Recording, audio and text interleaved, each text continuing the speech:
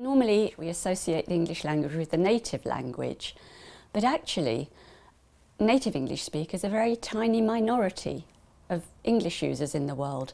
I think it's probably true to say now that we would be less than 20%, that at least 4 out of every 5 users of English in the world is a non-native English user. The vast majority of English users come from countries where it has no function, no official function in the country.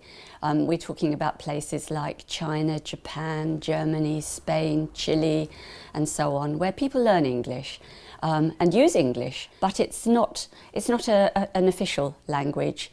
It's certainly not a native language. And these people, this vast majority of users, have been affecting the way English is used around the world over the last few decades. And this is something that we've been researching, myself for over 20 years in fact, and in our Centre for Global Englishes we've been researching it for nearly 10 years now.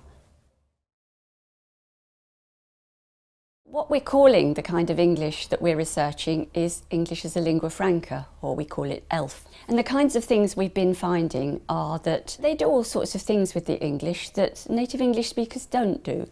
So, for example, they might not use the third person S in the present singular tense. They might say she think rather than she thinks, as a native English speaker would do it. And this is very, very common. It's not 100%, but it's very, very common, especially in the spoken language. They might do things like nouns that would be uncountable in native English, such as information or feedback. They might turn them into countable nouns. So they might say informations instead of 3 pieces of information. They might say feedbacks instead of 2 pieces of feedback. They might not use the th and the sounds. They might instead use t and d, or s and z, z's or d's. And this is very, very common and hasn't been found to affect the listener's intelligibility for the listener. What seems to have been happening, our research has shown, is that people seem to be focusing on what they feel more comfortable with, what is their preferred way to speak, but also what they find is going to be intelligible for the people who they're talking to. What we've been finding more recently is actually that the use of ELF, especially among its non-native English users, has turned out to be very flexible, very fluid. That people adjust the way they speak very frequently. They do what's called accommodate. They change the way they speak according to who they're speaking to, what they're speaking about, and so on.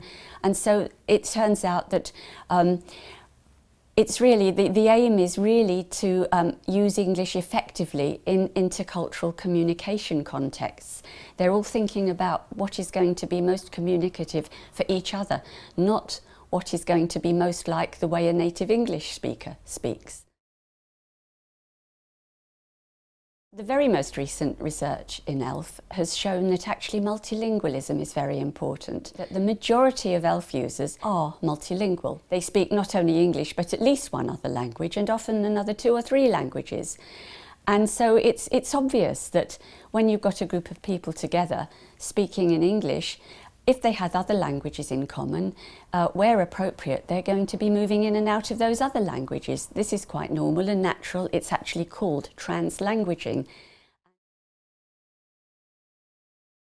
English medium instruction settings are prime examples of ELF use, of the use of English as a lingua franca.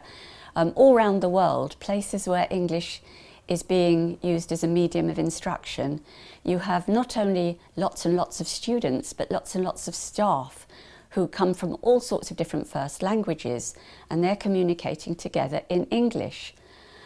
And this is where ELF research has very important implications for EMI.